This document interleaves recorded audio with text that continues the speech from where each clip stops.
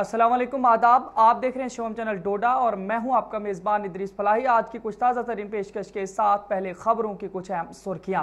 भारत बंगला से वाबस्ता लोगों की अपील, बैंक की खोली जानी चाहिए जहां साफ जिला कश्मीर के इलाका केजवान में एक गरीब चरवाहे भेड़ें बनी तेंदुए का शिकार। दरिया चनाब से एक लाश बरामद हुई। लाश की शनाख्त रफीक अहमद के तौर पर हुई है। अब खबरें तफसील से। तहसील भारत बंगला के बुजुर्ग अवाम है परेशान हाल। उनका कहना है कि 78 वर्ष की उम्र होने के बावजूद 1000 पेंशन के लिए डोडा का रुख करना पड़ता है।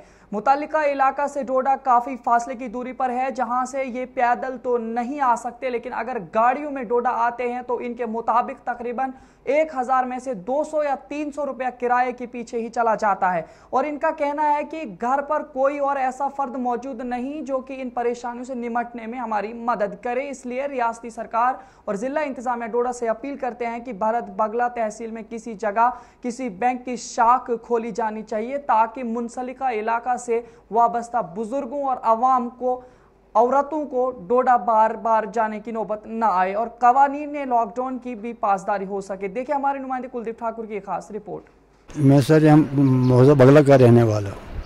कितनी उम्र और क्या नाम? मेरा नाम सर अब्दुल समद है और 78 साल उम्र है।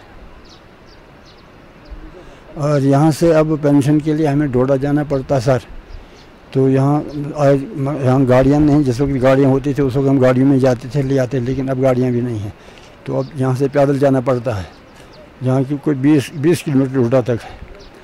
तो बड़ी मुश्किल से पहुँचते हैं शाम को, या मैं तो परसों गया था सर, दूसरे दिन पहुँचा जनाब डोडा। तो फिर वहाँ उस वक्त बैंक बंद हुआ, तो फिर रात को इधर किसी के घर बैठा। तो रात फिर सुबह उधर 10 बजे उन्होंने कहा आओ आप पैसा देंगे। वहाँ से बारी बारी से गए हम, तो फिर पेंशन लेकर तो बाहर आए। तो फिर आया वापस जनाब। वापसी पर एक छोटी सी गाड़ी मिली, उन्होंने कोई 2 किलोमीटर मुझे उठाया, उन्होंने वहीं तक आना था। फिर वहाँ से फिर पैदल आया। सर हम 9 लोग हैं। आपके यहाँ के मिनिस्टर भी रह चुके हैं, उनसे कभी बातचीत हुई यहाँ रोड के बारे में? दोस्ती सर बहुत सी बातें हुई सर, बहुत से जनाब। किसी मिनिस्टर देव साहब की हुकूमत जब थी तब से मैं जानता हूँ एमएलए कितने एमएलए यहाँ आए, लेकिन किसी ने नहीं सुनवाई की। थोड़ी सी सुनवाई कुछ की थी मजीद वानी ने, बाकी किसी ने कुछ नहीं किया। जिला किश्तवाड़ के कैशवान में 14 भेड़ें तेंदुए के जरिए बनी लुकमा अजल। इस सिलसिले में बताया जा रहा है कि एक गरीब चरवाहे जिसकी रोजमर्रा की जिंदगी इन्हीं भेड़ों की देखभाल और खरीदो फरोख्त के जरिए हो रही थी। इलाके कैशवान में काफ़ी अरसे से जंगली दरिंदे घूम रहे हैं जो किसी न किसी तरीके से अपने शिकार की टो में लगे रहते हैं। गरीब चरवाहे की भेड़ों की इस परेशान कुन खबर जिला इंतजामिया तक पहुंचने के बाद कुछ ऑफिसरान ने वारदात का जायजा लिया, जहां मकामी लोगों का कहना है कि इस गरीब और लाचार चरवाहे के ऊपर इंसानियत के नाते तरस खाकर जो कुछ कंपनसेशन बने फौरी तौर इसको अता किया जाए। और मजीद महकमा जंगलात से अपील की है कि काफ़ी अरसे से मुतल्लिका इलाका में जंगली दरिंदे घूम रहे हैं, आगे नुकसान न हो, इनको फौरी तौर किसी ठिकाने तक तलाश करके ले जाया जाए। मजीद तफसीलात के लिए देखिए खास रिपोर्ट। बोलते हैं ये मेरी गुजारिश है तो अगर मीनो मुआवजा मिलने चाहिए, फिर मैं बच्चों को पालोगा, कहीं कोई दोबारा खरीदूंगा माल। ये तो मेरी बचनी मुश्किल है और क्या कहना, और कुछ नहीं करते, बस यही रोजगार है, बस ये माल ही रखता है, माल और कुछ नहीं। कुड़ना बांधना में इसकी 13 बेड शेरनी रात को मार दी। ये बहुत गरीब आदमी है, इसको कुछ किसी तरफ की सहूलियत मिलनी चाहिए जनाब। ये बहुत ही गरीब आदमी है, पे रोज गुजार करता है, माल पर ही ये रोज गुजार करता है, इसके अलावा और ये कुछ नहीं करता। दरियाए चनाब में गुज़श्ता रोज ट्रंगल ब्रिज असर के मकाम पर एक लाश तैरती हुई देखी गई थी। अंधेरा होने की वजह से कल लाश को बरामद करने में कामयाब नहीं हुआ जा सका था। आज सुबह चिनाब रेस्क्यूअर्स अल खैर ऑर्गेनाइजेशन असर और जम्मू कश्मीर पुलिस की मुसलसल कोशिश के बाद लाश को बरामद कर लिया गया है। लाश की शनाख्त मोहम्मद रफीक वल्द गुलाम हसन साकना सैकवन हुई है, जिसने 13 अप्रैल को गणपत पुल से खुदकुशी करके लुकमा अजल हुआ था। पुलिस ने इस हवाले से एक मुस्तनद केस दायर किया है। देखिए एक खास रिपोर्ट।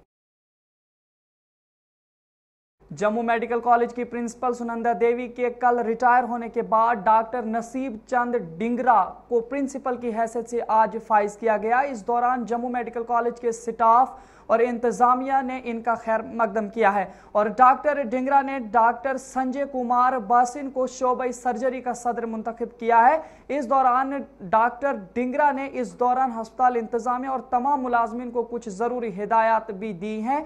मजीद ढिंगरा ने बताया कि मैं इस वक्त काफ़ी खुश हूं कि मैं इस अस्पताल में बहैसियत प्रिंसिपल फाइज हुआ हूं, और उन्होंने कहा कि जो भी उम्मीदें मेरे ऊपर लोगों ने लगाई हुई हैं वो मैं अपनी सकत के मुताबिक हत्तल इम्कान पूरी करने की कोशिश करूंगा। मजीद तफसीलात के लिए देखें हमारे नुमाइंदे नवीन सुदन की एक खास रिपोर्ट।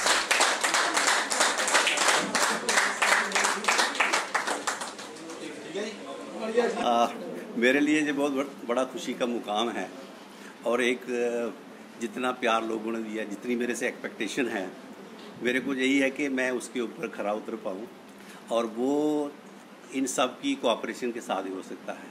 और उसमें सबसे बड़ा कोऑपरेशन मीडिया का भी है। जिस तरीके से कोरोना का चल रहा और आप लोगों ने इतना सहयोग दिया और इनको इतना एनर्ज किया, मैं यही चाहता हूँ कि आगे भी आप ऐसा करते रहें और हमारी जो पॉजिटिव चीज़ें हैं उनको ज़्यादा प्रोजेक्ट करें। और कोई भी बंदा परफेक्ट नहीं है, किसी से भी गलती हो सकती है, कोई डेफिशिएंसी रह सकती है, तो अगर कोई ऐसी चीज़ है तो हमारे फोकस में लाए, हम मिल बैठ के उसके ऊपर कोई बात करके उसका असर निकाल सकते हैं। ठीक है ना? तो मेरी ये है। और दूसरा, ये बहुत बड़ा इंस्टीट्यूशन है, मैं जहाँ का प्रोडक्ट हूँ, MBBS मैंने जहाँ से की है, और बाद में 25 साल से मैं लगातार काम कर रहा हूँ, तो मैंने इसको बड़ा नज़दीक से देखा है। कुछ चीज़ें पहले ही बहुत अच्छी हो रही हैं, कोशिश करूँगा कि उससे थोड़ी उसके ऊपर इम्प्रूवमेंट कर सकें। कोरोना का मसला जो अभी चल रहा है उसके ऊपर हम बड़ा अच्छा काम हुआ, पहले भी हम और कोशिश करेंगे। इमरजेंसी का थोड़ी रिवैम्पिंग की जरूरत है, वो करेंगे। कुछ डेवलपमेंट वर्क पड़े हुए उनको भी कोशिश करेंगे, रिवाइव करते हैं जैसे ये सिचुएशन नॉर्मलाइज होती है। और सबसे बड़ा मसला मेरे जो बच्चे हैं, जो स्टूडेंट्स हैं, इनकी पढ़ाई में थोड़ा सा जो पीछे चले गए हम लोग, इसकी वजह से उसको जल्दी से जल्दी हम रिवाइव करके इनके सिस्टम को। रियासत जम्मू व कश्मीर में पिछले 6-7 महीने से इंटरनेट 4G की सुविधा मुअत्तल कर दी गई थी, जिसकी वजह से बच्चों से लेकर बुजुर्गों तक और खुसूसन तलबा और तालिबात को किन किन परेशानियों से गुजरना पड़ रहा है, आप खुद अंदाज़ा लगा सकते हैं। जम्मू कश्मीर के मुख्तलिफ अजला में तलबा और तालिबात के लिए बनाए गए स्कूलिंग व्हाट्सएप ग्रुप्स में बच्चों को मवाद फराहम तो किया जाता है, मगर बदकिस्मती तो यह है कि वो डाउनलोड ही नहीं होते या काफ़ी वक्त डाउनलोड होने में लग जाता है। इस सिलसिले में आज पुंछ के तलबा और तालिबात का जायजा लेने के बाद उनका इस हवाले से क्या रद्द अमल है, आपकी निगाहों के सामने लाने की कोशिश की हमारे नुमाइंदे यासीन शम्मा ने। देखी एक खास रिपोर्ट। क्लास 10th में पढ़ती हूँ क्राइस्ट स्कूल में। यहाँ पे आजकल जो बीमारी चल रही है कोविड-19, उसके कारण सारे स्कूलों में जो पढ़ाई है वो ऑनलाइन की गई है, जिसके कारण आधे बच्चे ऑनलाइन पढ़ रहे हैं और कोई चीज़ स्कूल वाले भेज रहे हैं और वो खुल नहीं रही है। डाउनलोड होने में बड़ी प्रॉब्लम है। कोई लिंक आ रहा है वो डाउनलोड नहीं हो रहा है। 3 दिन से मैं बैठ के लिंक डाउनलोड कर रही हूँ पर वो इंटरनेट की वजह से डाउनलोड नहीं हो रहा है। मैं यही बोलती हूँ कि मतलब कि एक तो नेट की स्पीड दी जाए, तो कई जो बच्चे गरीब है उनके पास स्मार्टफोन भी अवेलेबल नहीं है। मैं गवर्नमेंट को यही कहना चाहती हूँ, जहाँ उनको स्मार्टफोन दें, फिर ऐसे सारा ग्रुप बने, अच्छे से पढ़ाई स्टार्ट की। खबरों में फिलहाल इतना ही। शिवम चैनल डोडा से अपने मेजबान इदरीस फलाही और उनकी पूरी टीम को दीजिए इजाजत। इंशाल्लाह फिर मिलेंगे कल नए खबरनामे के साथ, तब तक के लिए खुदा हाफिज।